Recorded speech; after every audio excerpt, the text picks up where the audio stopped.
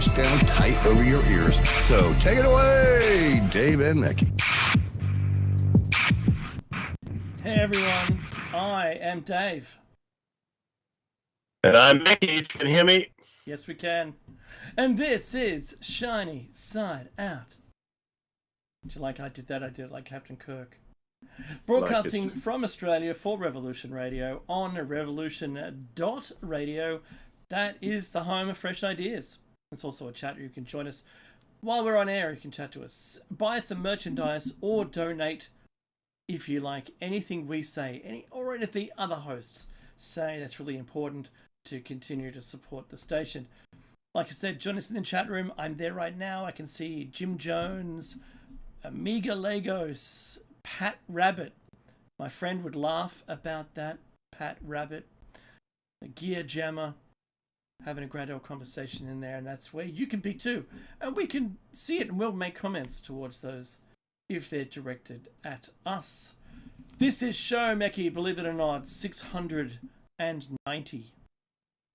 90 and 600. Well done. That's nice. It's nice. It's good. It's nice. It's very nice. I like it. Tune in to us online and on your smart device directly via an app, or listen at home on a Gray's Tabletop Digital Radio. By the way, they still owe us, Mackie, but they haven't got a single one of those shipped to us. If you missed Solaris' show, don't freak out. You can just jump in the archives. They're free. And you can download her shows, our shows, all the host shows. But I'll tell you tonight, great show, Solaris, well done. Another one under the belt. Cyber Witch Cafe tonight with her co-host, Niche. Awesome. Loved it.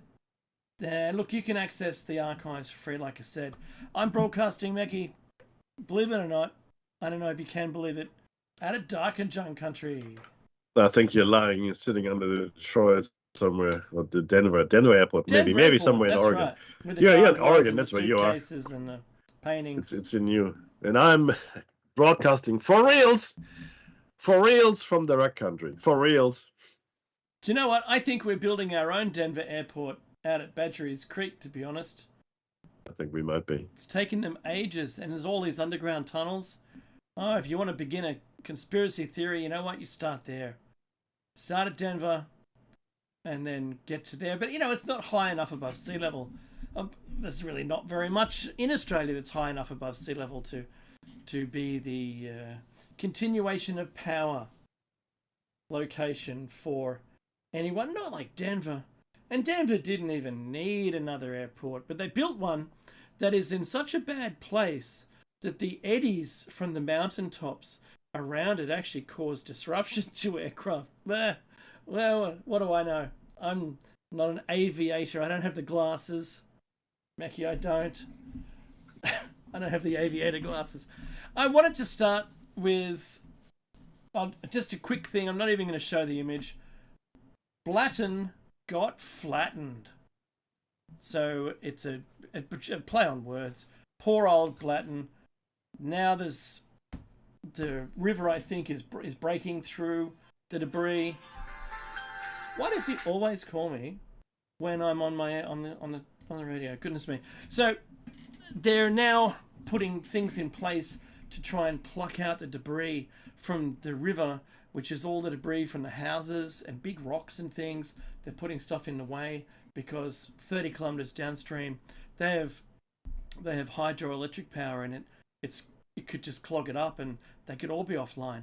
So it's one of those wait and sees. The other thing I wanted to mention is we lost a tremendous icon of television from MASH this week. Oh, it's the middle screen. That's the one there.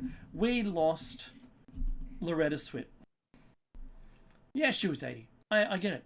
It's fine. She's allowed to be old and die of old age, and I get it. I really do. There's no conspiracy here. It's just, those people, Mackie, that you grew up watching on television, and up until just this week, I've been watching reruns. They never aged. We all did, watching it.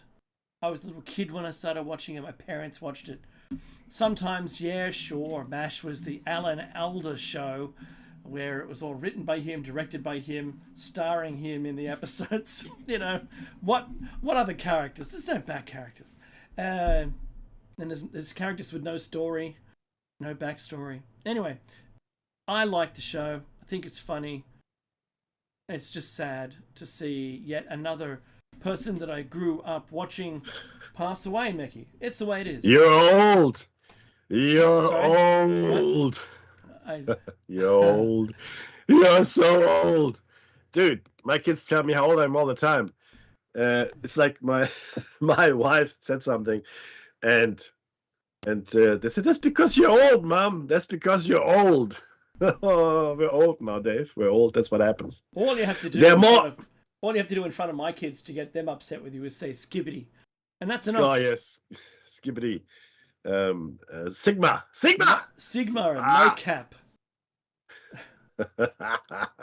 That's all you have to do. Because that's their language and we're not allowed to appropriate it. That's appropriating their cultural heritage, Mickey. That's what that. But it's even that's out. Well, we don't say it anymore. We don't say it anymore. No, sorry, not interested. Do you know what I did? I played my youngest, who's 16. I played her what's his name again? He sings Joe. Gin and Juice. I know that. Snoop Dogg. Gin and Juice. There you go. That's him. Snoop Dogg. And I played Gin and Juice for a reason. You know, everything I do is for a reason, I suppose. One of those was in this case, it was to prove the term biatch as the earliest recording of the use of it. While it was in the mainstream, in the public, it hit music. It hit music then. That's funny. And biatch is a great way of saying bitch. I do like it. I don't use it myself. It would be cultural misappropriation. But I'll tell you, I thought it was funny. So I heard her say that comically to a friend of hers, and they were, you know, back and forward. And so I chose my time, Becky. It was the Sword of Damocles.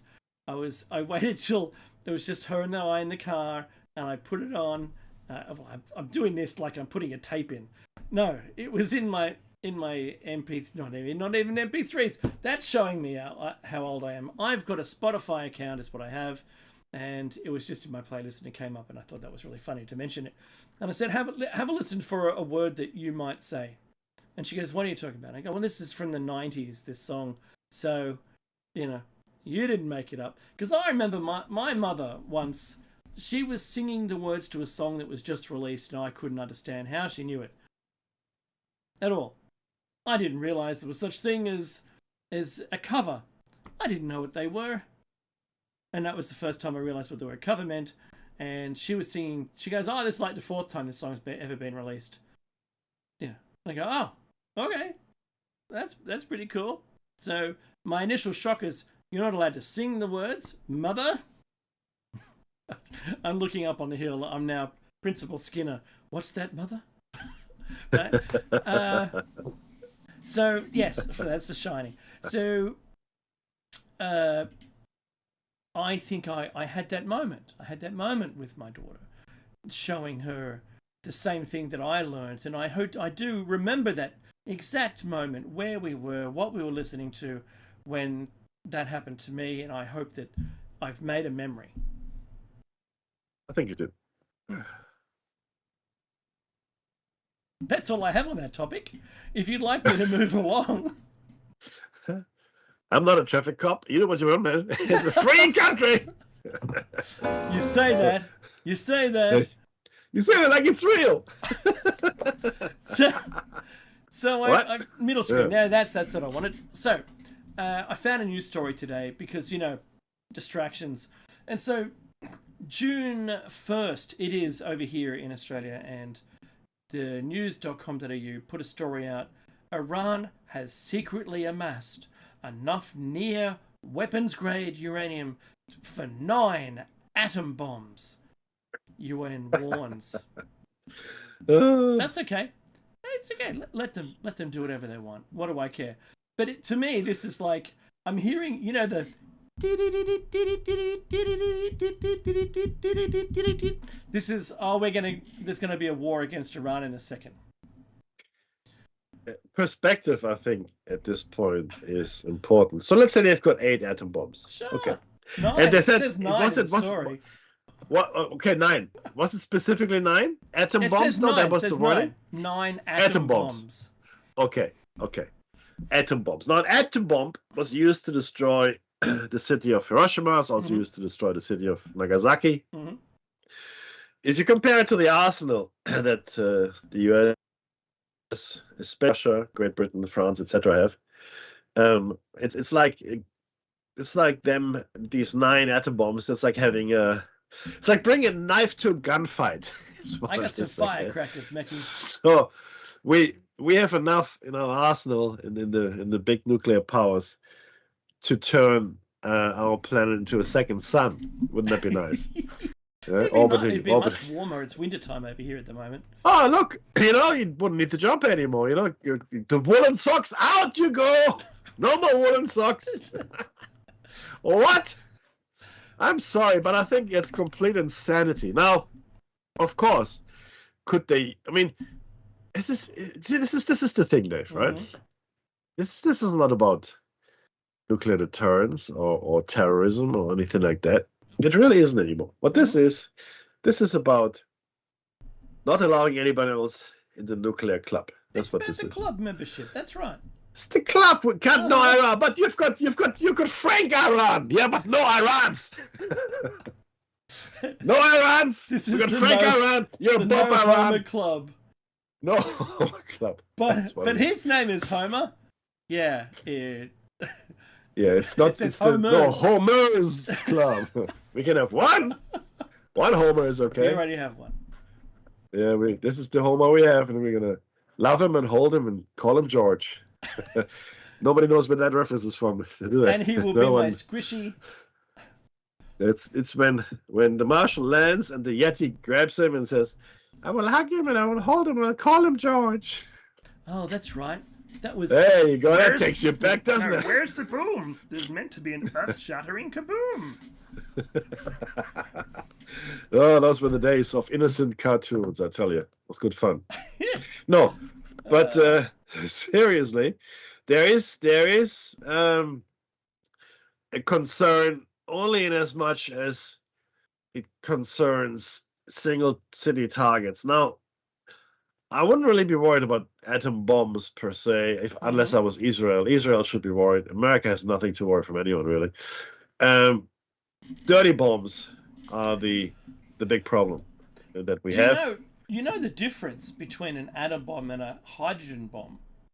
I do, but go ahead. Because it's the, let's call it pellet of hydrogen that is placed in the middle of the explosion, which then becomes, it's the accelerant, let's say, or a multiplier.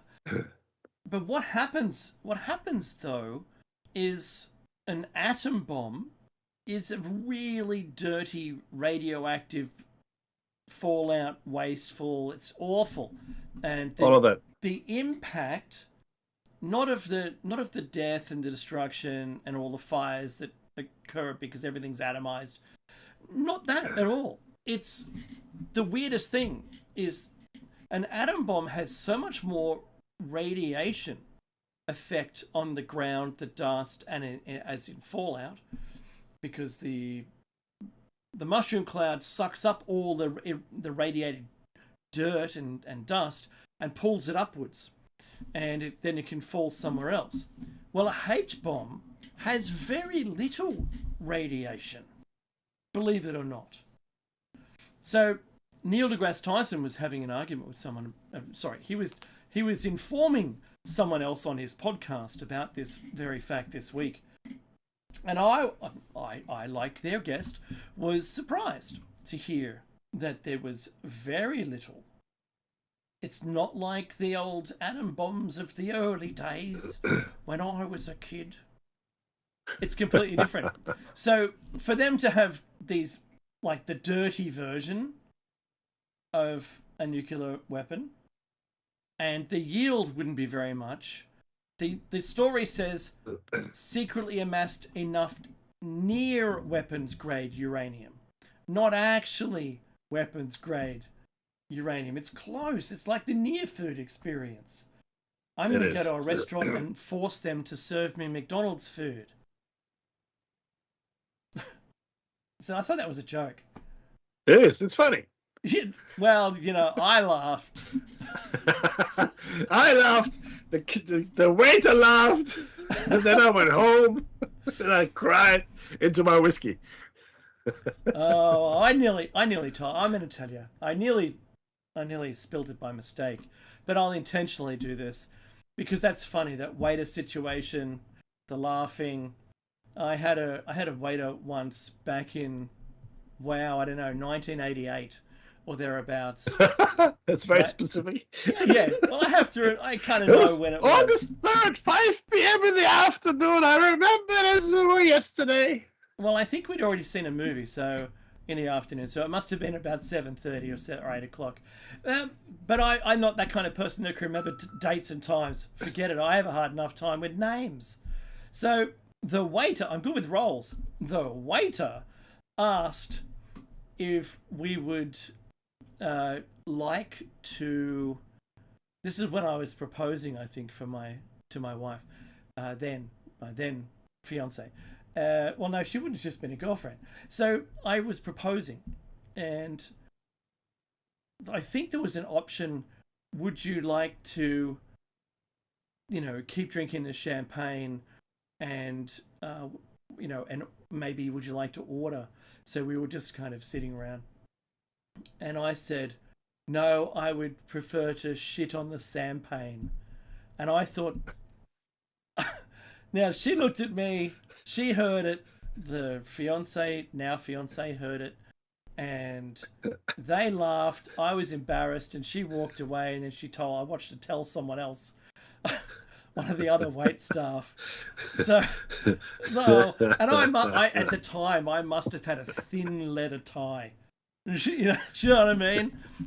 thin leather tie and rolled up sleeves on my jacket. Such a fashion victim. Hey, oh boy! And my mum called Johnson. it a zoot suit, because the big shoulders, And didn't we all think that we just looked fantastic in all this getup? Look at my hair! It is its own postcode. That's right. Yeah, don't go near an open flame. Yeah, that's just really bad. Woof. Yeah, I did. Look. I did. Where were you? Where were you? For those people who are watching this on video, I wanted to show you. I get a bleeding nose all the time, right? So I always have one handy, but I can make it disappear. Ooh, that's like magics. How good is that? Look at you, Magic Man. Oh, so look, I thought I'd put some comedy in there just to break it up. I'm watching another story here, and it's about AI, no doubt. A couple. Right? And The Subaru. These ads would stop playing. So, Anthropic CEO has said what we've been saying for some time, but this story came out yesterday. And if I go to the middle screen, there we go. It is Anthropic CEO warns AI could wipe out 1 in 2 white-collar jobs the next 5 years. Yeah, that's 50%. Right. Yeah. 50%. Now, of the HSBC. Yeah. Sorry, HSBC, a bank in Singapore, something bank, whatever. Sorry, I do apologize. My nose is a bit blocked, so I might sound a bit nasally. You don't have that new COVID, do you? NB181. I was overdosing on I was really highly dosing vitamin C over the weekend with some Manuka honey, and I'm pretty much better. So I don't know if it is. It's not very effective. No.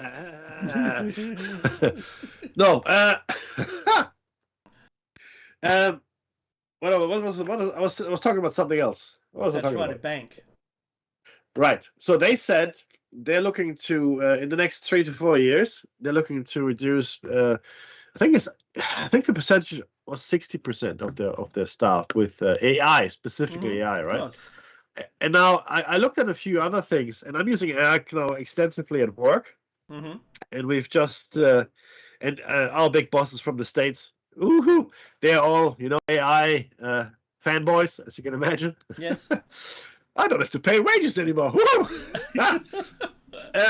Who's going to buy my stuff? I don't know. There won't be anyone to So- buy anything. That's right. That's exactly right. So, but the point is this. There's this one application of AI, and it's free, right? It's just Copilot, right? Yeah. You just had to upgrade SQL Server, really, this database we have with a whole bunch of stuff on it. And essentially, we just asked a Copilot to do something, and it did it. And it did it extremely well, that we didn't Oh. have to edit it. And it was submitted to the customer, and we sold it. This was a proposal. So my point here is, So right? it's a single prompt. Yeah. That's great. Well, like, I mean, you have to know what you're asking for, right? I Of mean, course. I know, so the person, I'm not laughing for any other reason. yeah. But what it means is, so there are two ways to slice this cake, right? One, you can have the workload you have today could be done, instead of having 5 people, you get one person to do it. If all they need to do is to put it into the prompt, like the proper definition of what you want, and then of course check it, right? But you no longer have to write it yourself all up, right?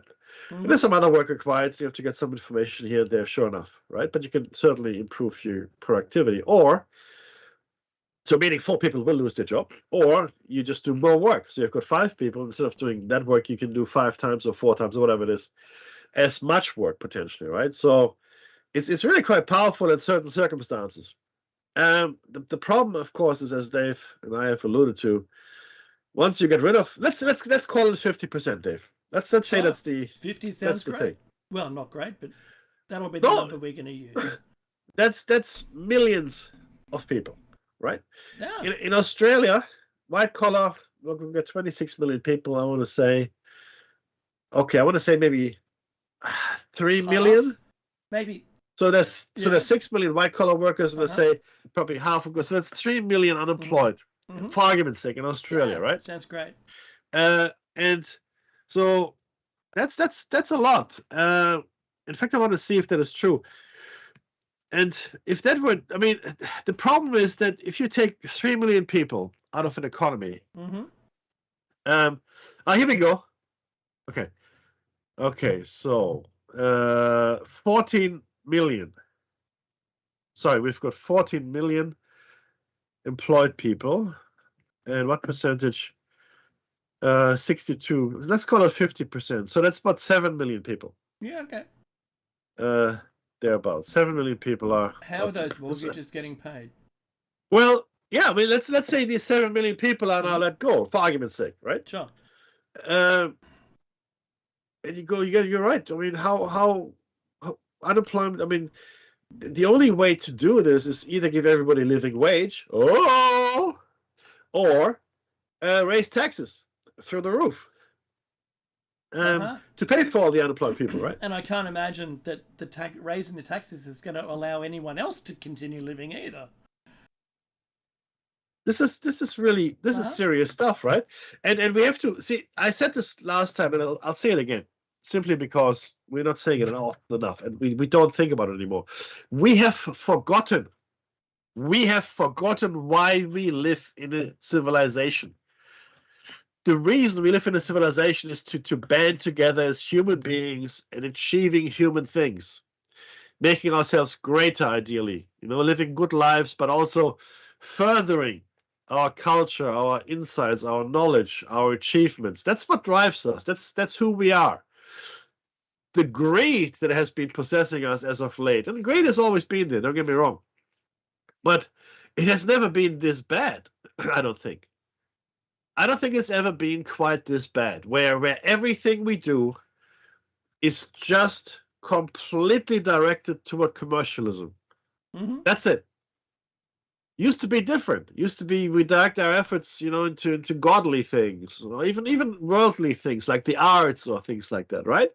Or literature or science or whatever the case may be. There used to be patrons, so the rich or the nobility of the time, they would sponsor artists or scientists or whatever, right? And make sure that, I mean, Mozart had sponsors, Schubert, all the Michelangelo, Da Vinci, etc. They all had sponsors, right?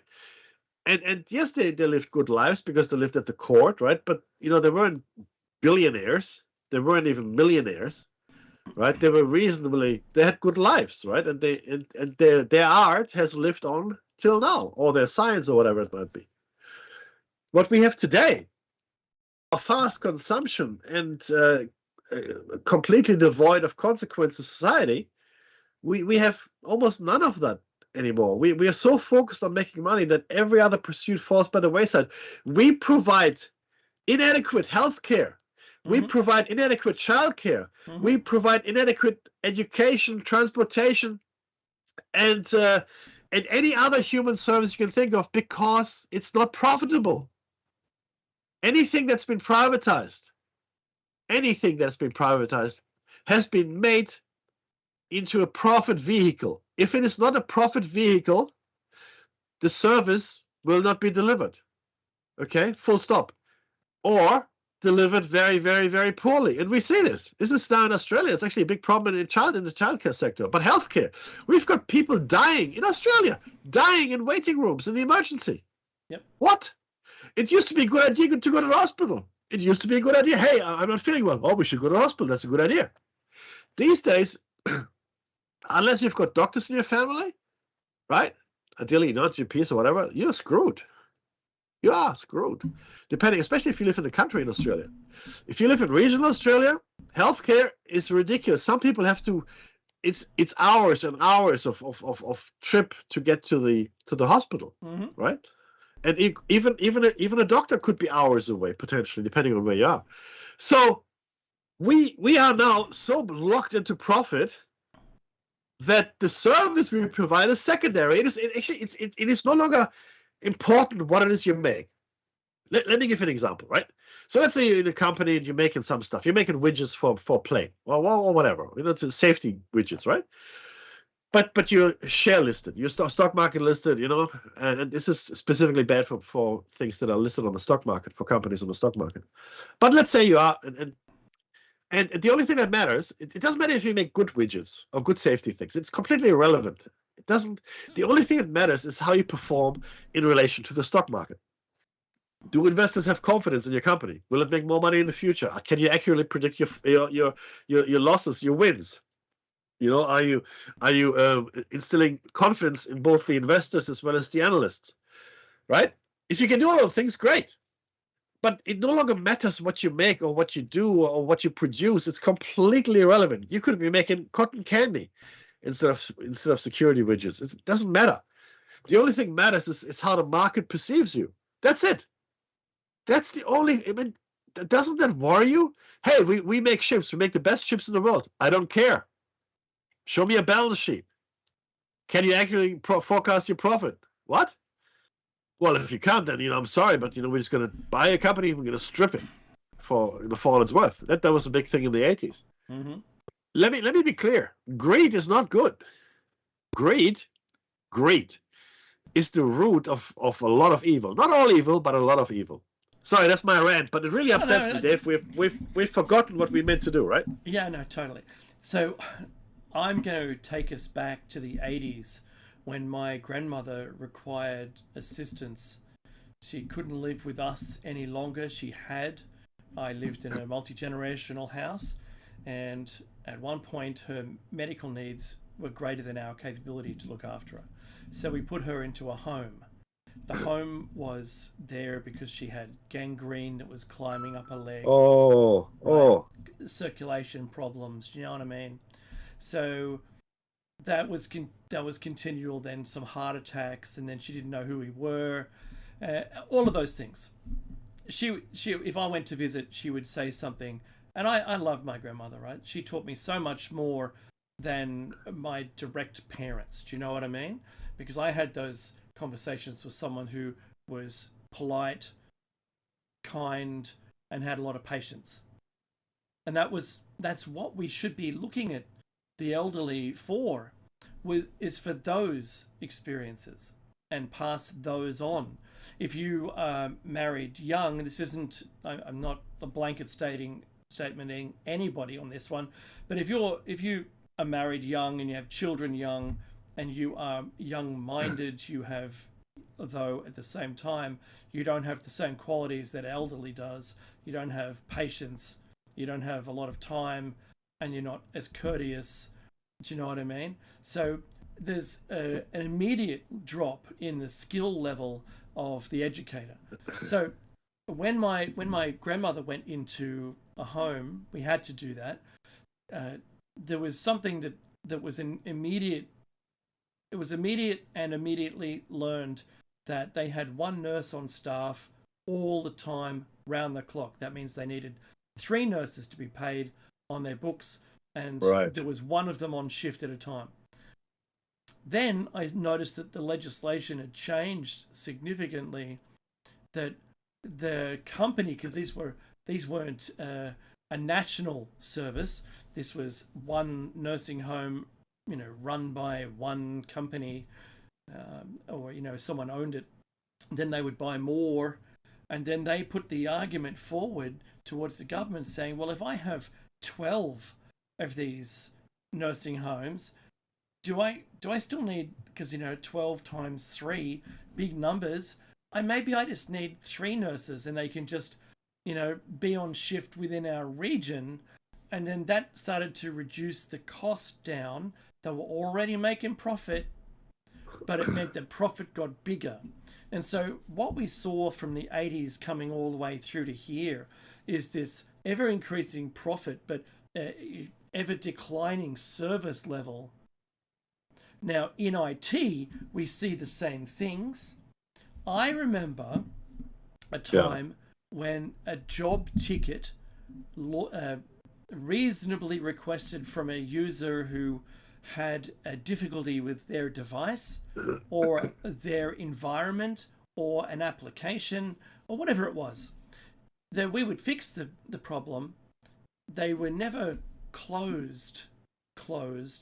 They weren't closed until it was fixed.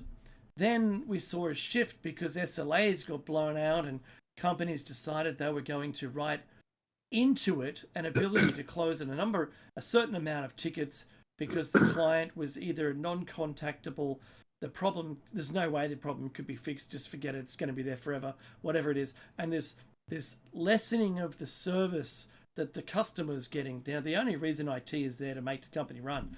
So when I stepped out of this service industry into looking after it internally within companies, and I made it so that the customer closed the ticket only upon their satisfaction did they close the ticket. And you provided, a platinum class of service and made sure everyone had all the problems fixed all the time.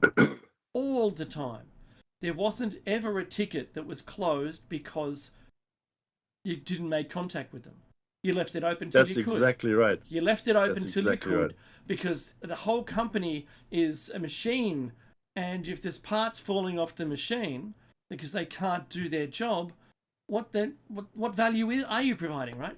So in my mind, and recently in an interview, I uttered the words that if a ticket is closed without the problem being solved, it's repulsive, because we know, between you and me, not me and you, Meki, but not the audience, but the person I was sitting across from, we know that it's only being closed for an SLA.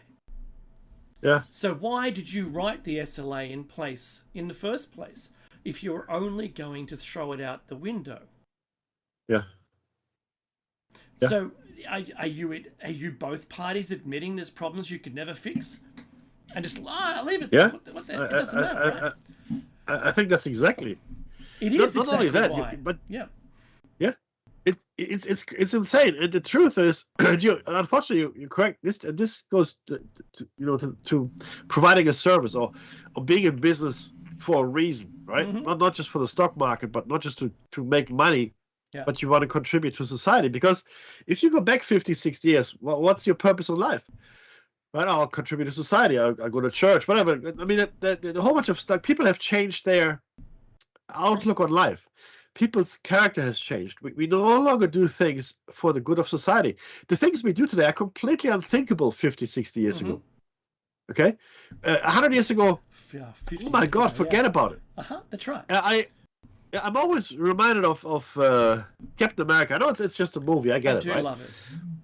Yeah, and this is this, he undergoes the serum treatment, whatever, and eventually he's frozen in the ice, and then they revive him to the modern world. I don't know, 50, 60 years have passed, whatever. And he looks around, he goes, what happened to my country? That's right. And he's right. From that perspective, a person from the 1930s, 40s, or even 50s, and that goes for most countries in the world, by the way, that is catapulted to the I don't know, 2000s, 10s, 20s, doesn't matter, whatever, will look around and think, what happened? What did you do to the world? Yeah. What are you even thinking? The YouTube, the TikTok, the craziness of influencers, all that stuff, right? Dave, it's collective insanity. Could you imagine, Mickey, if we started a company and whatever, I don't care what the product is. Let's just say it was a restaurant.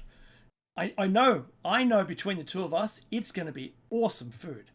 And people they would want to be at our restaurant 24/7 there.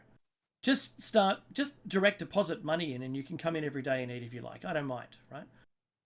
But at no point in the prospectus are we going to say that mostly people won't die from our food. Mostly harmless.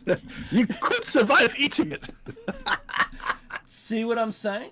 Right? So this is the same point I make. And I noticed just recently there was a sticker on a fast food window at the point of sale and collection of the food that said, our food contains acrylamide. Now, I recently wrote a piece about acrylamide. That's bad. It is very bad, and it occurs when starches are overheated in an air fryer or deep frying, for that matter, all of those things. So you've got to watch. I was reminded, Mackie, of that lovely Mo Sislak scene where he has what looks like an above-ground pool in his back room in his storage facility, and the crew, the normal Homers and what's her name, Lenny, they have a look at this, and he goes, I just bought this. I bought it from the army. You can flash fry a buffalo in 2 minutes or something, right? And there's a machine lowering it in, and it's the heating up of food, especially over 170 degrees Celsius. I think it's 300 something Fahrenheit. You do the math, not me. Creates a chemical called acrylamide out of starch. So if you wanted, say you wanted to at home, I taught my kids this, but if you wanted to cook potatoes not in the microwave but in the air fryer, you push them through your machine or you cut them up into chips and you toss them in some oil, put it in there.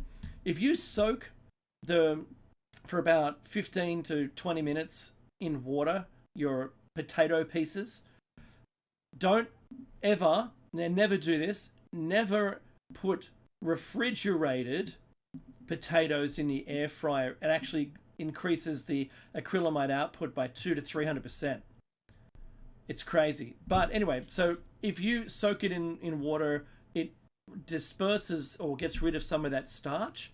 Pat them down to dry, pop them in, and you'll be extending your life with the choices that you've made. You're making it just a little bit healthier for yourself.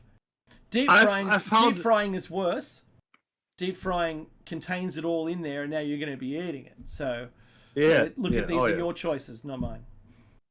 I found, and I don't know if this holds true, but I found when I do make chips or potatoes or bacon, whatever, I usually bake them together with my chicken, right? Mm-hmm. But I boil them.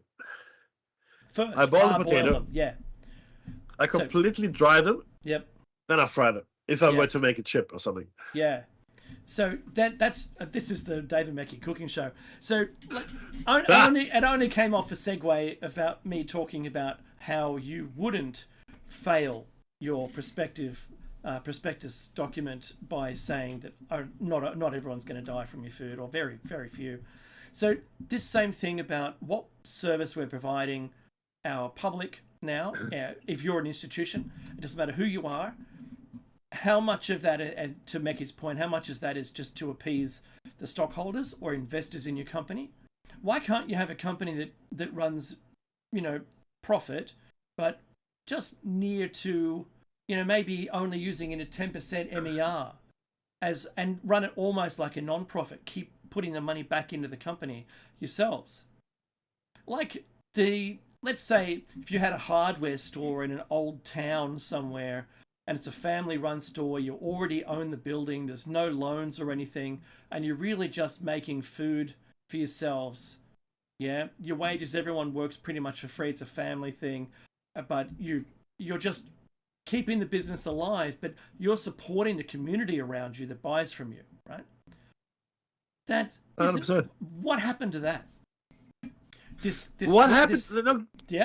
What happened to that? For money, right? Yeah. We have lost sight. Not everywhere, mind you. Not everywhere in the world. In Western society, certainly. And I think what we should bear in mind as the West fails. Yes.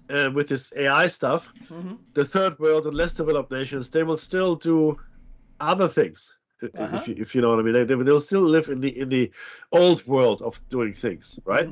Not so much in the AI world, right? It won't apply to them because they haven't got the tech, they haven't got the power, they haven't got all the things that are required. So the West might fail, whereas they will probably thrive, right? That's what I think is going to happen. It's really funny how that is going to work out, right? Well, it could all end really quickly for us because we have a CME that was launched yesterday. It's super fast and it's directly Earth facing. It isn't the kill shot. It's not a great enough amount, but tonight we should, in America and Australia, be able to see the aurora. But you might need it. You might need a camera with a very long frame rate. So something like, a 30-second held open aperture to be able to capture the red color, which I believe is what we're going to see. But it was directly Earth facing, and it isn't very much more than that could end our current civilization of all electricity and all electronic goods. And that would be the end. We would never have made it to Mars to perpetuate ourselves. We'd have to wait for the next time we rose up with enough technology. You know what I mean? So if we're relying on AI, but it actually becomes the death of us, is it? Remember, I keep thinking this biblical term, the meek will inherit the earth, whatever that means. So every time that something rises up, or there's a huge, very close to, could fit the term about who would be the meek, I always thought it was initially when I was a kid, I thought it was the non-industrialist, the person who just wanted to get along. And then, learning about the Amish, I thought, well, maybe it's the Amish, because you could call them the meek, right? You really could. They could inherit the earth. What about all the people who recently had to accept something that they have later questioned in the recent few years without saying what it is? Are the people who didn't choose it, are they the meek? Do you know what I mean? However you could slice and dice it, I think I've thought about what it might mean for us. Is it just the people who didn't want technology? Is there a possibility that you are meek and have accepted the outcome when it all falls apart? That's another way of looking at it. And I'm not saying it's going to happen. I'm not saying that. But if it were to happen, and this current CME is the last that, technology will be afraid of. Could it be? Can it be? I don't know. I'm not saying this is the one, but at some point there will definitely be something that does it, and it would be sun-based. Not as in you're lying there in the sun, beautiful sun, baste me with some more of the oil and set your alarm to turn yourself over and baste yourself in the sun. No. So, look, I know we've covered a whole bunch of bizarre things, Mickey. Honestly, because the last one I want to show you is if you don't know who Valerie Mahaffey is, she was in Seinfeld, Young Sheldon. She starred in ER. She's an Emmy Award winner. She's passed away at 71. Northern Exposure, Big Sky. There's a whole bunch of things here that she's known for. She was also in the TV soap called The Doctors. A New Heart, Cheers. My goodness me, she's been in tons of TV. And sadly, she's also passed away. There was a prophecy that all of these people, that world-known people, would all start passing away. And I do watch annually, Mackie. I watch the honorary video to all of the people who are famous that pass away every year. As we get to the end of the year, that's published, and I know there's a monthly one and a weekly one. But it's kind of sad. It's kind of sad that we become so connected to these people who are part of our lives, but we don't know them. Yeah, you're right, though. I mean, because it was like a picture window to another world as you're a child and an adult growing up, right? Mm-hmm. And they shared your lives. I mean, it used to be TV was on a regular hour, right? And because it was a regular thing, it became like not a habit, but a ritual thing that you would watch probably with your family or your friends, and it became part of your entire mythology of growing up, right? The foibles, the things that you saw, which is nice. It was just nice to have that. And you're right. I mean, when people like that die, then you're affected. I get that. Yeah. So we have 7 minutes left, Mackie. We do. That's excellent. Hey, you're probably wondering what's coming up in the second hour. And what's coming up in the second hour, because it had a fairly high interest rate when we did it about, 1, 2, 3, 4, 5 years ago. Human animal hybrids. That's what we're going to do. Is that coming up after the hour? That's coming after the hour, my friend. Excellent. So that's going to be interesting. I've updated the show notes a little bit. There's only 50 pages, but there might be more by next week. Who knows? I've got time. It's certainly fascinating, and it's something that we forget. See, there's so much information out there, right? And then we forget just how much there is and how much of it actually matters, right? There's a lot of information that matters, but it gets lost in the onrush of information. And most of the information that we receive, and I didn't realize this, but I've been educated, a lot of people receive their news and other critical information from social applications such as TikTok or YouTube is sort of for older people now, I guess. There are other things now that I don't know. I mean, I guess Twitter is still there, and Snapchat and TikTok, etc., etc. So yeah, that's where the information comes from. Of course, 10 seconds, 20 seconds, 30 seconds, even a minute, you can't really get to the substance of the thing. You just get the rudimentary insight. But there's some things that matter. That's really and a little bit a sentence. That's all you get. Bingo. Yeah. Yeah, and completely inadequate if you really wanted to understand what was going on. So Dave and I take the time, hopefully for your benefit, to dig into some things that are actually very important to understand. Right, this whole human-animal hybrid thing, especially with the thing that happened during the first COVID outbreak in Japan. But we'll get to that again. So it's all good. So I have the news flash up here from the Sun in England. And it says, fired up, massive solar storm could wipe out the internet, phones and power grids tomorrow, in caps, as rare severe warning issued. And I'm not saying this lightly. I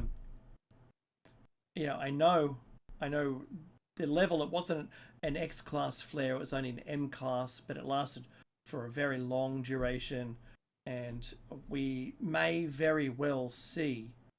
That's not even the thing. The picture isn't even the one that it is. We may very well see some impact from it. So, if your home Wi-Fi gets a bit, iffy, if your mobile phone drops out a bit, if your data is slowed down, just understand that that's what it's going to be in the next 2 days. Yeah, depends on when it hits. Yeah. You know what's amazing? We didn't talk about Donald Trump at all for this whole hour. Until now. Yeah, but for the whole, like, not a word.